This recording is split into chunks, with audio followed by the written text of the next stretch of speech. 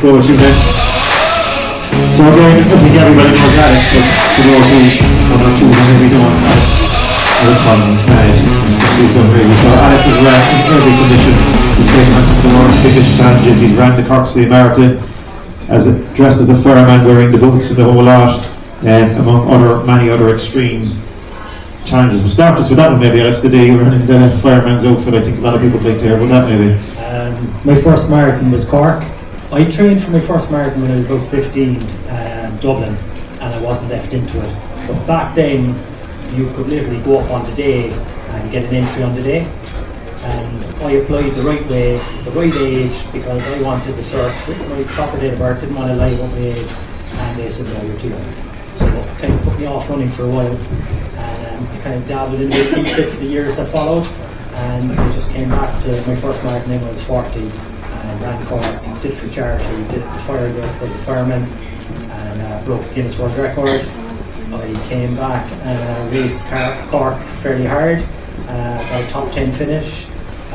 I've come back and I've been on the pacing team several times, and I've come back and I'm helping in behind the scenes on some of the committees. So I suppose I have a flavour of Cork from a lot of different angles. But yeah, running in the fire gear obviously was heat exposure, and I have to be very mindful of the heat. I've gone on to run also in Greece, a big race in Greece, Marathon, which will be 30 odd degrees. And I've also gone the other side, and I've gone running in the Arctic and in Siberia, where I've experienced extreme cold. There's similarities. Hot and cold is two sides of a coin, but there's similarities in how you prepare. So I suppose with heat, no matter what your plan is going into Cork, if it's going to be a hot day, it's a hot day for everyone. It's going to affect absolutely everyone. Bar that very small percentage of elite runners that went out training in Kenya and they acclimatised the heat and they were really prepared. For the rest of us, it will take 2 weeks of good heat exposure for your body to adapt somewhat to it. So we're now facing into our period where we're trying to rest up and take light runs. But even going down the park and kicking the ball around with the kids, it's still heat adaptation to some degree. You're still getting the heat on your skin, you're putting sun cream on, you're still adapting a little bit to heat. If you go out and you find that the race is too hot, think of your body as an engine of a car. If we drive the engine really hard, the engine gets hot. It's the same with you running. If you've trained at a certain pace in a certain environment, it's different from you doing the same pace now in a far hotter environment. So you have to adapt your training. You have to adapt your traits or your race. So it's just a case of, if you cut it back slightly, your pace, you've brought the speed down, you've brought the level of exertion down, and you produce less heat. Like for me personally, if I was lining up in Cork, we all go and it's going to be a little cold in the morning with an early start, the sun isn't going to be up at its full height, we won't have full heat at the start of the race. I would go with arm sleeves. I would go with my running singlet and I'd go with arm sleeves. Now arm sleeves are just light material that go from your cuff up to about here. And as you start the race, maybe a mile in, you might tuck them off, take them off, roll them up, put them in a pocket. But they just turn your singlet into a long sleeve t-shirt for the first mile while you're getting warmed up. And it's important that you're not cold starting the race. Because you will, quite a lot of runners will get up there and they'll go in their race gear and their singlet. Yeah, just a quick one. I do always wear the arm warmers, because I find very handy with them. And just a hint, in the mornings, yes, it's a bit cooler, but I never discard them. I always put them down because they become a sweat band then as the race goes on. So as the temperature starts to raise, when you're trying to get the sweat off you use the arm warmers as that sweat band then effectively for that. So it's just them little things just to note that, yeah, it is going to be cooler in the morning, it starts early in the morning, just put it down and then you use it for a sweat band later on. Like with some of the really long races, multi-day hot races that I've done, you have to be very self-sufficient and self-reliant, and you have to know a bit more what your body's going through. So I'd run with a belt. So like you'll see some of these American shorts that they've brought out in the last few years, they've got their pockets. I run with this elastic belt that has about 3 pouches that you can pull out. I can put my water bottle in there, I can put the sleeves in there, I can put a running hat, I can put sunglasses. So you'll be very reliant. I'm not saying that you have to carry all that stuff, but it gives you options. And what's really good, if it's a hot marathon, it means you can carry that 250ml bottle of water.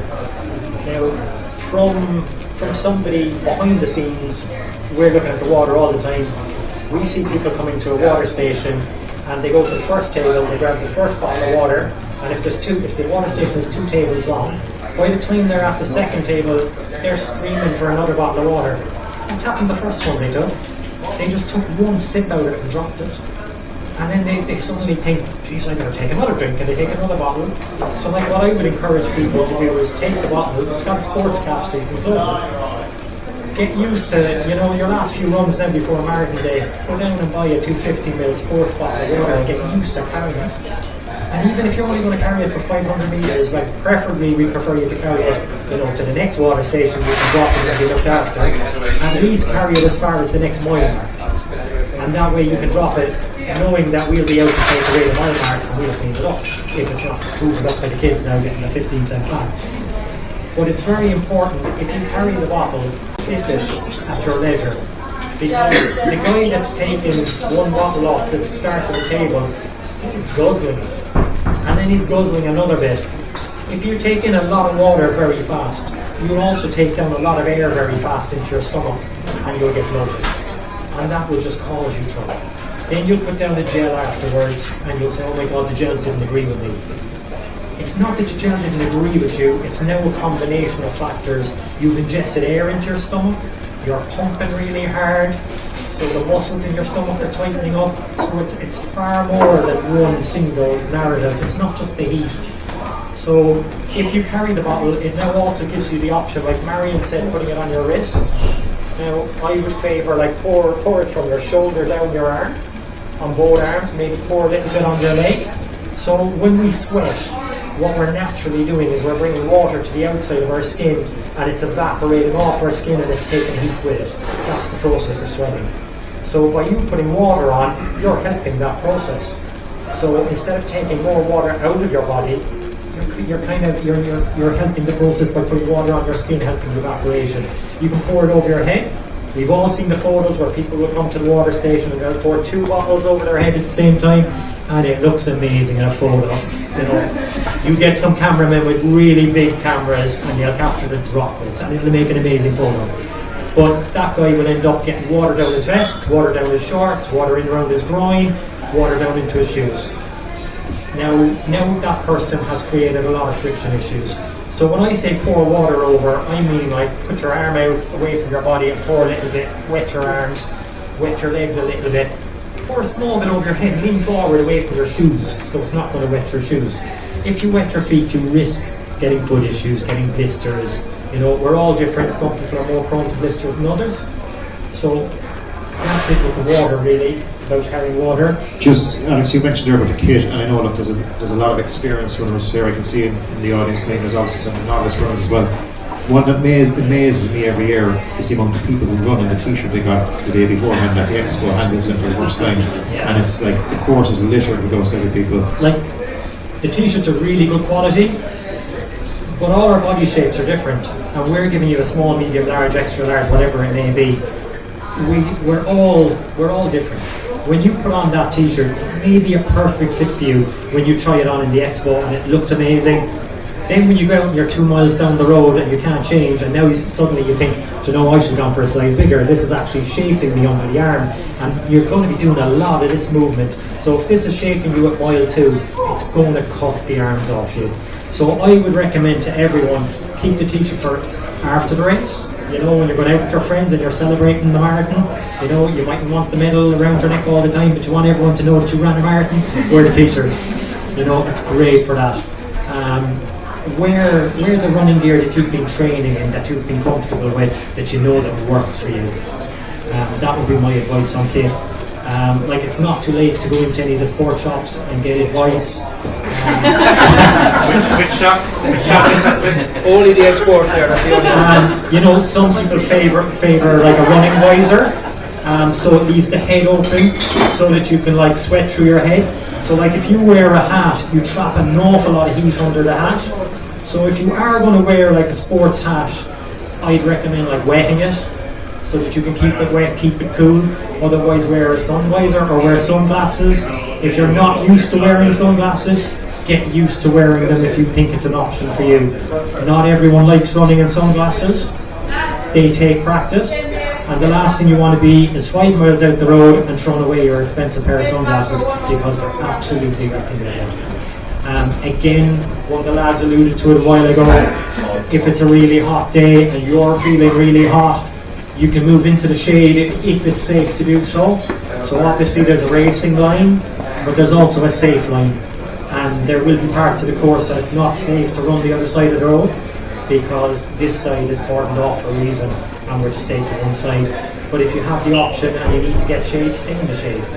If you have to physically stop and walk, get the bottle, sip it slowly and walk for a while and let the body temperature come down. As I said, your body's an engine. It will cool. Leave it cool for a while and then start off slow and build back slowly into it. If you have a time in mind, use the pacers. The pacers are all super experienced athletes. You know, most of them have like in excess of 100 marathons. Some of them are international athletes. They have vast knowledge and vast experience. Don't be afraid to ask them questions. Well, there's a few less experienced. There's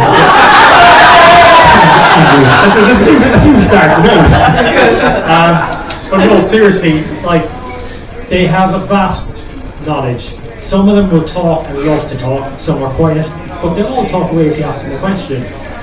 Like I will say to a lot of the groups that I've had over the years, they'll say, "Oh my God, you know, I heard there's 1 or 2 hills in Cork." Like for example, when we run out the South Link and we go from one of the lower roads and we run up on one of the ramps to get over onto the top road, that's a bit of a steep hill. But I will tell everyone that had been in my group, that's the easiest part of your race. Because I tell everyone, okay, this is where we slow down. And I deliberately slow the group. I tell everyone to breathe and we focus them. I tell them drop the hands, relax the shoulders. This is where we're taking our break. And we bring them back. You know, I shave a few seconds, I lose a few seconds, and that's fine because I know parts of the course that are actually going to be a little bit easier where we can bank a little bit. And like, we don't go out to bank time per se, but like, I can lose a second and I can gain a second in different places. So like, the pacers will tell you, what we want to do, if you put it into the computer to run a 4-hour marathon, the computer will tell you you have to do every mile at a certain pace. Now we're human beings, and to get the best out of everyone, it's not running every mile exactly on that pace. So what I will say is, I want the same effort out of people. So if there's a hill, for you to do the same effort that you're doing on the flat, you're going to be slower going up the hill. And then when we come down to a downhill, if I get you to do the same effort, we're naturally going to be a bit quicker. But I'm not putting any more exertion into you. So that would be the way I would like you to think about running your race. If you put the same effort in to get the time, it's not about running fast up the hills. Because sometimes if you put in more exertion than your body can take, that's your race finished for you. That's you losing control, and that's plan A gone. And now suddenly you felt that you've lost your race. The time that you had in mind has slipped away. You've put so much exertion and so much heat into your body. You've just gone over that threshold where you can't get it back, and you're now on the back foot for the rest of the race, and it's less of an enjoyable experience. If anyone is on their first marathon, I'd be saying your goal is simply to get round the course. I would say go with one of the pacing groups that you think is comfortable for you. Go out and have an enjoyable day, an enjoyable experience. Get the medal at the end. Get whatever time you come around doing comfortable, and then that's your benchmark to come back and say, do you know what, I can do more training next year. This is my time, I can do better than this. That's your benchmark. Because for your first marathon, you don't have a benchmark. You've got training that gives you an idea. You've got 1 or 2 long runs, but you haven't done a marathon, you haven't experienced it. So go experience the marathon and have a brilliant experience. Because and that as well, just for people as well, there's people here obviously probably doing the 10k and a half. So what I would use is use that experience of doing the 10k to build up to the half next year, and then from the half next year you build up to the full the year after. So just use that experience of it that you're building up. If you've never done it 5 or 10k or half marathon, it's no point really going straight to the marathon. You know, it's not going to be the most enjoyable experience. So go 10k, enjoy that, go get your medal, you build it, and year on year you're building the experience from it as well. And like we've seen families year after year, and they have, like, you know, dad might be running a marathon, you might have a daughter doing the half, and there might be a nephew in the 10k, and they're going to be the full 7 minutes. And you know, it's brilliant to see. The one thing I would say, if it's your first marathon, they can be addictive, and you'll probably be back to do another one. And after a while, you might be saying, what's longer than marathon? And, you know, come to me afterwards. I've a lot of advice there as well. Question there again, sorry, you asked the question earlier. Yeah, I was just asking there about pre-hydration, so like, just for the heat in particular, like when should you going to start that, like what's the kind of strategy? Okay, I have a bottle of water, like walking over here, I have a bottle of water in my pocket. I have a bottle of water in my car. So basically, like, we've hot weather at the moment, so marathon aside, you should be kind of hydrating well. We all, like, when we go out and we do a run in the hot weather, we see that our top physically gets wet, and we know we're sweating. When you're walking from here in a minute going back to your car, and if the sun goes out, you may not see the physical sweat because you're only walking, but it's still evaporating off your skin, and we're still losing moisture, and we're losing salts and trace minerals. So your sweat is made up of 99% water, 1% basically is salt with trace minerals. So when you go to your sports shop and you get electrolytes, that's what you're replacing the salts. So when we give you water at the marathon, water is brilliant, but you also need electrolytes. So you should have had electrolytes on the lead up to the marathon and in your training, and it's no harm to have them with you, and maybe pop one here and there. Some runners will take salt tablets, but you're more going, like, salt tablets are more going into a lot longer events. Like for me, I wouldn't be taking a salt tablet personally in a marathon. Your body is well capable and has the supply in your body. There will be some extreme cases where some people will be very heavy sweaters. So, like, I've had my sweat analysed. I know how much sodium I lose per litre of sweat. I can tell you how much sweat I lose per hour of training at a certain level. But again, that's me looking at far longer duration events. But all that knowledge, it's like Formula 1 driving, is the knowledge Formula 1 drivers have learned creeps into our regular car, and what I'm learning now in ultra running is creeping into marathon training. For instance, last year I was at the finish line, and I'm looking for people crossing the line, and you can kind of spot people that it might be their first marathon, they're looking a bit pale, and I go up to them and I say, hi, first marathon, and they're like, yeah, and I'm like, super well done, and I'm like, do you normally have a pale complexion? No, I'm probably not too bad. I was like, okay, you've just ran 26.2 miles, well done, you've got to the finish, you've got the medal, super. I'm just going to tell you what may be happening in your body. So basically, when you run really long distance, you learn this the hard way, and for some marathon people it's relevant. So some people will finish the marathon and they will be perfect. And some of them are freaks of nature and it's not training, but obviously the training makes it easier. Some people will come over the marathon and their body doesn't realise that they've stopped running, so the muscles in their legs are screaming for oxygenated blood. So what happens is the blood is going into their legs and it's not returning to their upper body quick enough. So it's like when you're running, it's like you have two hearts. So the heart here is pumping body to your brain and gravity is taking it to your legs. The leg muscles are screaming for oxygen, they're working really hard, and that's what's propelling us around the course. When we stop, so the muscles in your leg then work like a heart, and they pump it back up into the chest, and the chest pumps it back, and gravity takes it back down, and the cycle repeats. When certain runners cross the finish line, and they've put in a mighty shift, and running a marathon has been then pinned to their collar, the body is screaming for the blood, their body doesn't realise, and they're feeling unwell, they're getting pale. And what may happen in some extreme cases, they may continue to walk on, get the banana, get the water, they may faint up at that end. And what has happened is the blood has just gone to the muscles because the muscles still think they're running. So if you pass the finish line and you feel any way unwell, it doesn't mean you need to go into the back of an ambulance. You just sit down You just get your bum on the ground, get your shoulders on the ground, and get your knees up. And it's like pressing Ctrl-Alt-Delete on the computer reset. And you do 5-10 minutes, your body can be talking to you. And I had about 10 people in that position last year. And I said, oh, this your buddy? Yeah, you've got to watch.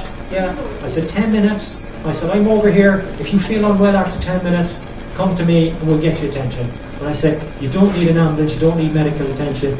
You just need a really big ordeal on your body. And I said, all it is I'm putting you in this position, your body's going into reset. 10 minutes later, they hopped up, colours back in their face. They're going up and they're like, right, where are we going for our first drink? And I'm like, the first thing now is the bottle of water. And then I said, go out with your buddies and celebrate and take it handy.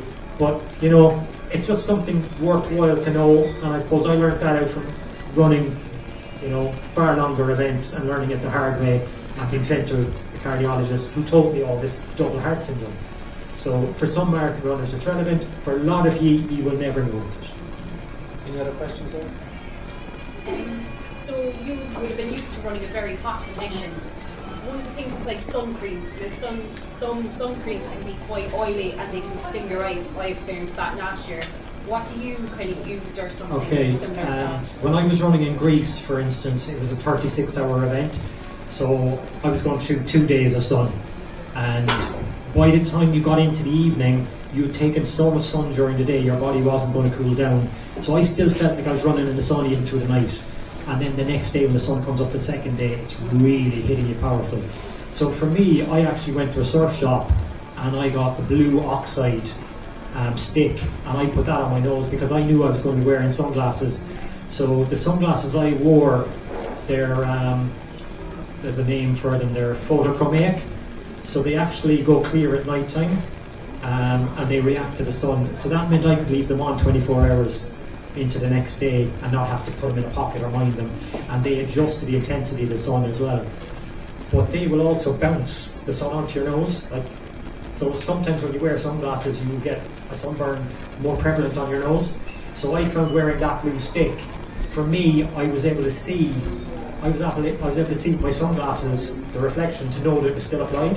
So I could just go out like that and I was like, yeah, it's still on my nose.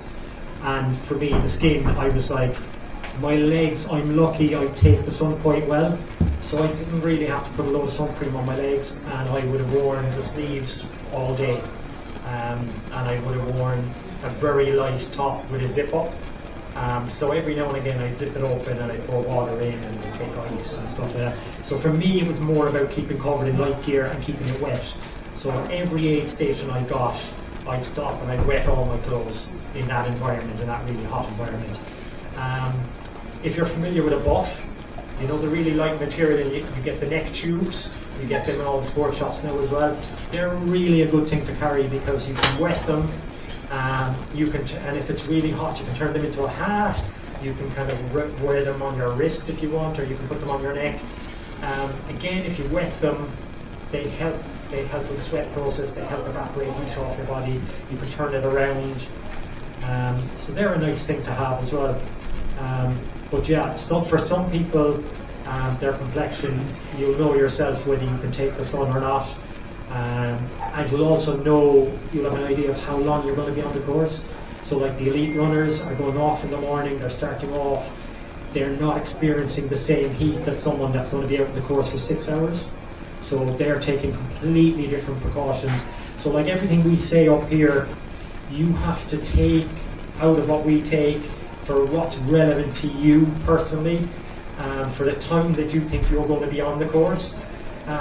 What's also brilliant as well, if you have a friend that's going to be there to support you, you know, if they can have like a Mr. Freeze, or you know those really cheap ice lollies that you give a kid, you know, they're just like frozen ice water, flavoured ice water, they're magic.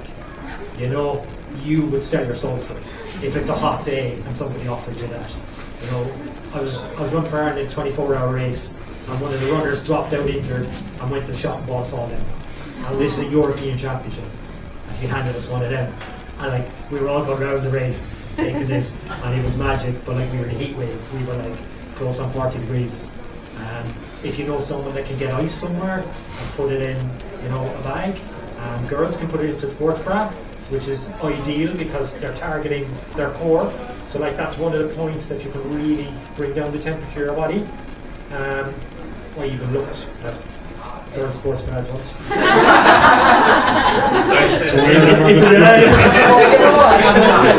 Put that bit out. Yeah, but I couldn't get the fit. But no, it's like for a girl with a sports bra, if you can get iced in there, it's really, that's one of the areas where you can really bring down your temperature, and the back of the neck is another really important one. So like for me, running long distance, I would have got buffs where I would have sewed in a pocket into it, where I can put ice physically in. Like obviously on the race we won't have ice, so it's more for you if you've got somebody in support meeting you at a certain point. You know, you tell them wear a bright coloured t-shirt or have a helium balloon that you can spot them along the side. You know, you make your plan where they're going to be and how you recognise each other, and then they can do something like that to support you. So, like these are things the elite runners are doing that you don't see. These things happen by the elites all the way back to the end. So it's just about putting in a bit of organisation on your behalf. In an ice fracture. No, just you're saying there that you have somebody on the course, but can they run a small bit with you to hand over the stuff, or do they can they only just stop handing the stuff? What's technically the There's probably routine? an official answer and an unofficial answer. Obviously they don't have a race number and they're not permitted to be out on the course. Okay. If it's an isolated area, they're not going to get in someone's way and they're handing you something. I don't think anyone would have any problem with that. You know, you're not getting unfair help. Anyone can have something handed to them. You're not running the elite part of the race. You know, this is just common sense stuff. You know, if it's going to help you with the heat, you know, it's worth doing. Another question there. Alex, can you overdo it with the hydration? As in overhydrate? Yeah. Or overdo it with electrolytes and salts and that sort of stuff? The electrolytes not so much because you'll pee them out. Like I'll take all winter, for instance, I'll take vitamin C and I'll take like 1,000 milligrams. And some people say, "Oh gosh, that's an awful lot." If your body doesn't need it, you'll get rid of it. If you need it, it's not a lot, and your body can process 1,000 milligrams of vitamin C. Like Marion alluded earlier, runners, our immune systems can be prone to picking up more things. While a runner may be fitter than the average, you know, Joe or Mary that's not doing exercise, you're also putting yourself in an environment where you're going out and you're sucking down the cold air in the winter, you're putting yourself in the rain, out in the shorts and t-shirt. So from that side, we can be more prone to picking up bits and pieces. So yeah, taking like multivitamins and things like that. But your electrolytes on the lead up, you know, follow the guidelines on the back of the electrolytes. You're not going to overdo it on it. If you take like masses of water in the week coming up, what you'll do is you'll flush out the natural electrolytes in your body if you're not replacing them. So, like for instance, I'd be telling the lads at work, firefighters, when we go to a fire, there's loads of water for us to drink on the truck to keep hydrated, and I'm constantly telling management, you put the fireman into a hot scenario, in the heavy clothing, we sweat an awful lot. Giving them a bottle of water is not actually the best thing to give them, because you're only flushing out the limited salts that are left in their body, so you can now do harm. And what will happen if you flush out all the salts in your body and you're very dehydrated and your water levels are down? That's when you start making bad decisions for yourself. You won't be as cognitive. Simple things become a little bit harder. You know, I've been in these extreme duration races where I can run, I can put one foot in front of the other and pretty much control my breathing. And after that, everything else gets a bit complicated. You know, if you ask me a simple maths question, 2 take away 1, I have to stop and think and work it out. Like there'll be a bit of work in it. You know, as runners, we get into this mindset where you're controlling everything so much, and you just want to go from A to B as quick as you can. And we are pushing our body to limits. The elites have trained at their limits and know their limits and are very fine-tuned. They're the race cars. They will line up in the marathon, they will have looked at the weather forecast, they will have analysed the course, and they will know pretty much within 20-30 seconds of where they're going to finish that race. I would be very confident the top 10 fellas will be, they will have their prediction and they will be that close. And that's the level they're running at. As we come back the race, the uncertainty creeps in, and then when you come back to the people that haven't done the race before, there's an awful lot of uncertainty. They're looking into a dark hole, and there's so much new evidence for them.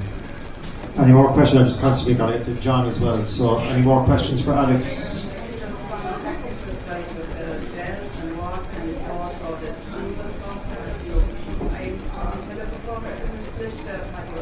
So precision fueling had this. So the electrolyte will have everything you need. So the sodium tablets and the salt, effectively. Now the leukocyte sport in effect will have trace.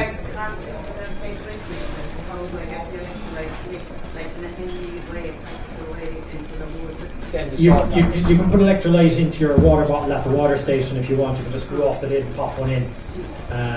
You can carry a few. You can get it in sachet form. You can get it in tablet form.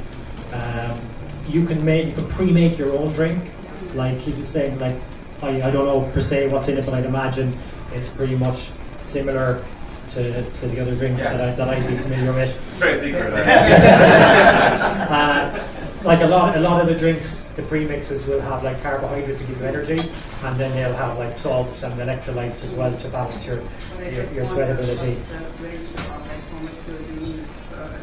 I wouldn't be getting carried up and like you don't need to analyze the levels. You won't overdo it.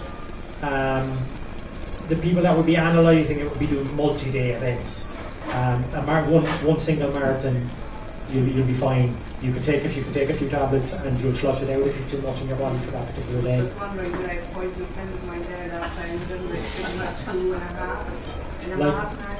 Like I've seen people. Okay. Like I could go out and I could do a marathon and I could just sip water and I'd be perfectly fine. But it depends what I'm doing. Like if I'm pacing a marathon, I'm running far inside my ability. I'm talking to people, I'm trying to get the best out of that group. So for me, that's me operating somewhere around 75% maybe, whereas the people that are with me, they could be running out of their skin. So the advice I'd be giving them and what I'm doing myself will be totally different. So again, you can carry these belts where you can have like your own bottle that you can have a bottle made up, and then you can take water on the course and you can take some leukocyte sport. Some people are worried about gels. Some people take a phenomenal amount of gels. Your body is carrying a lot. Like the gels, it all depends on how long you're on the course. So your body is capable of doing an awful lot. So like the gels then are just popping up. If you find the gels hard on the system, there's nothing stopping you squeezing your gel into the water and drinking it. So like that makes it like you're still getting the same product in. You're just getting it into the body a bit slower. You're still going to absorb it. It just makes it a bit more comfortable for people that find it a little bit harder to tolerate gels. Some people absolutely hate them. They hate the texture. They just find it an unpleasant experience, the texture in their mouth. So for them to take it in water, that overcomes that obstacle.